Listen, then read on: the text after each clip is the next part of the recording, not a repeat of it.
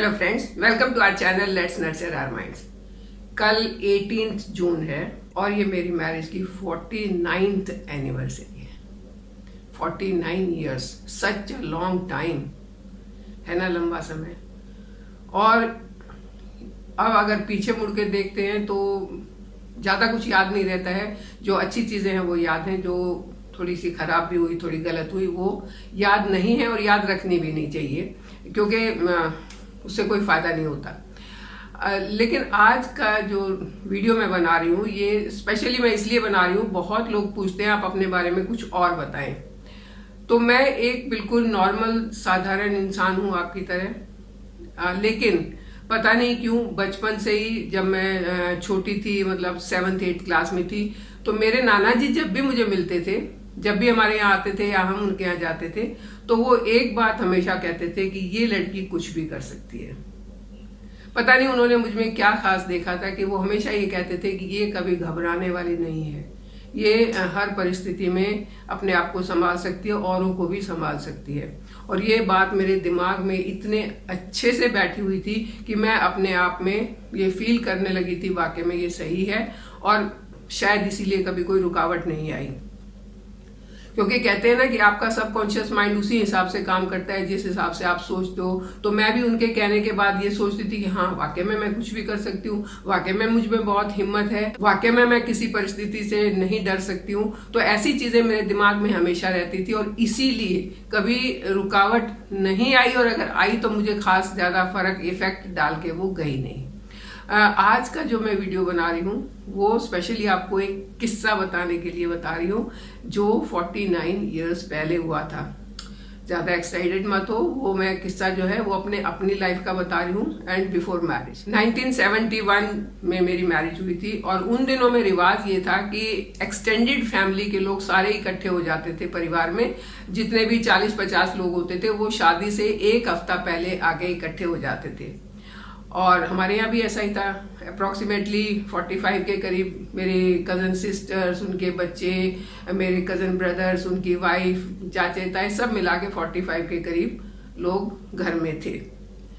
एक हफ्ते से खूब उद्यम मच रहा था, खूब रात को गाने वाने, नाच वाच ये हो रहा था। उन दिनों में एक चीज़ खास थी कि परिवार में मिलना जुलना, परिवार को अच्छा खाना खिलाना, परिवार को अच्छा लेना देना, इस चीज पर बड़ा जोर रहता था। डेकोरेशन में या दिखावे में कोई जोर नहीं होता था, कोई दिखावा करते नहीं थे। तो हमारे घर में कोई डेकोरेशन नहीं हुई थी, खास करके बाहर की तरफ तो बिल्कुल नहीं थी। हाँ, जहाँ फेरे होने थे वहां थोड़ी झंडियां वंडियां लगा दी थी, वो बस उतनी सी डेकोरेशन थी। तो हुआ ये कि 18 जून की मैं बात कर रही हूँ, शाम को 6:30 का टाइम था जिसमें फेरे होने थे। और ये बात है 3 बजे के आसपास, जब बारात आना शुरू हो गई थी। और उनके लिए अरेंजमेंट किया हुआ था घर से थोड़ा दूर एक धर्मशाला में। अब कई चीजें छोटी छोटी बतानी पड़ेंगी, तब आप उसको रिलेट कर पाएंगे। उन दिनों घर में पानी के नल नहीं होते थे। पानी लेने के लिए या तो कुएं पर जाना पड़ता था या कम्युनिटी टैप होते थे जो गली के एक कोने पे लगे होते थे, वहां से पानी लेना पड़ता था। हमारे यहाँ भी ऐसा ही होता था। तो अब 3 बजे का टाइम था, बारात आनी शुरू हो गई। घर के जितने लड़के थे, मतलब मेरे कजन ब्रदर वगैरह या चाचे वगैरह, वो सब बारात के आवभगत में लग गए। और घर में सिर्फ लड़कियां रह गई करीब 15, जिसमें मेरी भाभियां भी थी, मेरी कजन सिस्टर्स भी थी, और मैं भी वहीं बैठी हुई थी। मम्मी नहीं थी वहां पर। 3 बजे मेरे पापा ने आके बोला कि बेटा पानी आ गया, पानी भर लो।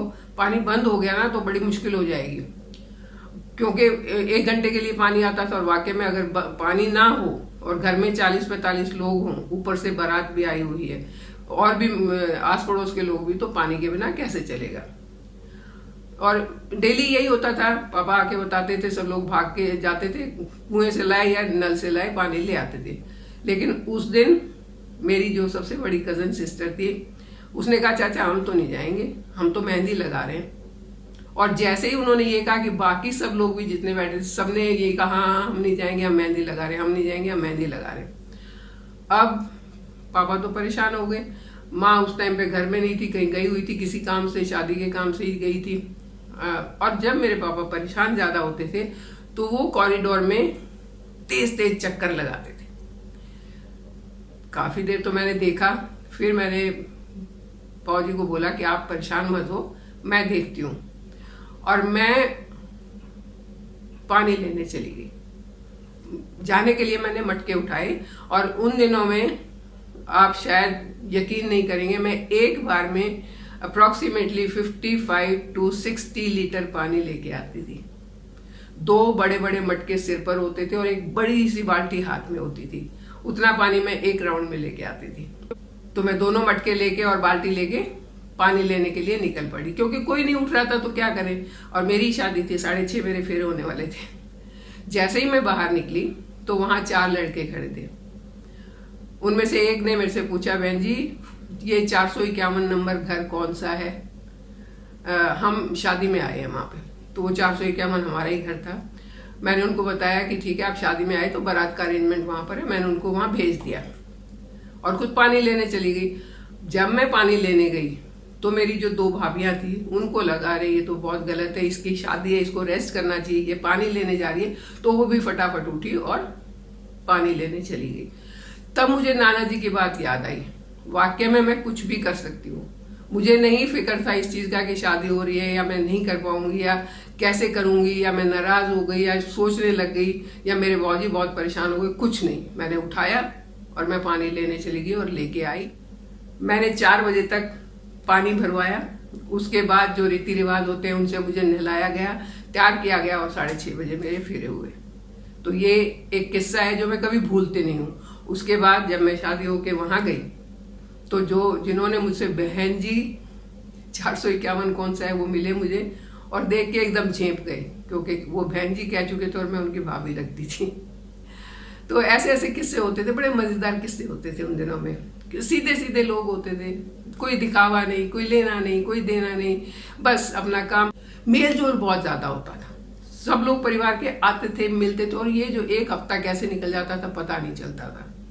तो मुझे नहीं मालूम वो रिवाज ज्यादा अच्छे थे, मुझे नहीं मालूम आज का रिवाज ज्यादा अच्छा है कि 1 घंटे के लिए आए, सीधा पंडाल में पहुंचे, खाया पिया चले गए, फॉर्मेलिटी की। मुझे नहीं मालूम ये रिवाज अच्छा है या वो अच्छा था, बट मैंने वो बहुत एंजॉय किया हुआ है और नेचुरल है वो, मुझे अच्छा भी लगता है, मुझे याद भी आता है। मुझे आजकल का भी बुरा नहीं लगता है, अच्छा है रिवाज ये भी, लेकिन उसके अपने मजे थे। तो आई होप ये किस्सा सुन के आपको भी लगा होगा कि उस टाइम पे अच्छा था। उस टाइम के रिवाज अच्छे थे, सिंपल, सीधे, प्यार भरे, मोहब्बत भरे रिवाज थे और बहुत खुशी होती थी। शायद यही कारण था कि आजकल की तरह टेंशन नहीं होती थी, स्ट्रेस नहीं होता था, क्योंकि जॉइंट फैमिली होती थी। अब कभी कभार ऐसे लोग मिल जाते थे कि ठीक है जी, एंड टाइम पे मना कर दिया, हम तो ये काम नहीं करेंगे, लेकिन उनको भी समझा बुझा के ठीक किया जा सकता। ओवरऑल ज्यादा टेंशन नहीं होती थी। ऐसे ही सीधे से दिन होने चाहिए, ऐसे ही सीधे से रिश्ते होने चाहिए कि बस प्यार मोहब्बत से जिंदगी कटती जाए। कितने दिन की जिंदगी है, थोड़ी सी ना, तो क्यों किसी के साथ मन मुटाव करना है, क्यों किसी के साथ बुरा भला करना है। हंसी खुशी रहो, खुद भी रहो, दूसरों को भी रहने दो, मजे से रहो। आप मुझे बताइए ये किस्सा आपको कैसा लगा। मेरी आप लोगों से एक रिक्वेस्ट है कि मेरे दूसरे channel We the Demigods motivational को भी सब्सक्राइब करें, उसको भी लाइक करें, क्योंकि वो जो छोटी छोटी स्टोरीज हैं, motivational stories and educational stories, they are very close to my heart. और मैं चाहती हूँ कि उनसे मिलने वाली छोटी छोटी सीख बहुत लोगों तक पहुंचे, और वो तभी संभव है जब आप लोग मदद करेंगे, आप मेरे वीडियोस को लाइक करेंगे, शेयर करेंगे, दोस्तों के साथ बांटेंगे, तभी वो आगे बढ़ेगा। सो इस कोशिश में मेरी मदद कीजिए, उस चैनल को भी सब्सक्राइब कीजिए और मेरे साथ बने रहिए। आप मेरे बारे में जानना चाहते थे, इसलिए मैंने ये किस्सा जो है आपके साथ शेयर किया। आई होप आपने इसको एंजॉय किया होगा। आप मेरे साथ बने रहेंगे, चैनल को सब्सक्राइब करेंगे, लाइक एंड शेयर करेंगे। Thank you. और हाँ, अगर आप और कुछ मेरे बारे में जानना चाहते हैं तो I can make more video. ऐसी कोई खास अलग नहीं हूँ, लेकिन हाँ, अगर मेरे किसी किस्से से किसी को मोटिवेशन मिलता है तो मुझे बड़ी खुशी होगी।